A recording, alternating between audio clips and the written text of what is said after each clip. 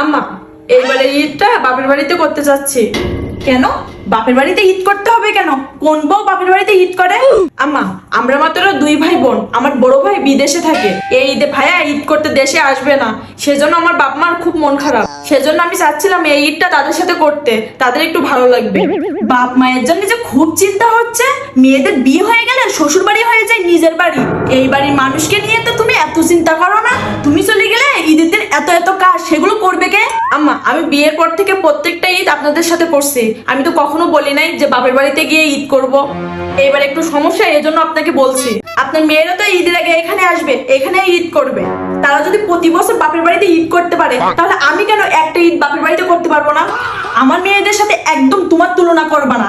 আমার মেয়েরা এখানে ঈদ করবে না তো কোথায় ঈদ করবে সেই চিন্তা তোমার না। তুমি তোমার বাপ মাকে বলে দাও তুমি ঈদের 2 দিন পর যাবে। আমার মেয়ে জামাই আসবে বাড়িতে, বাড়িতে অনেক কাজ, এখন কোনোভাবে যাওয়া যাবে না। আম্মা, যেহেতু বাড়িতে আপনার সব মেয়েরা আসবে, সবাই মিলেমিশে কাজ করলে একটা দিন আটকাবে না। আমি ঈদের পরের দিনই চলে আসবো।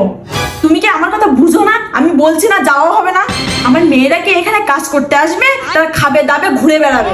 তোমার কোথাও যাওয়া হবে না। এই বাড়িতে আমার কথা শেষ কথা।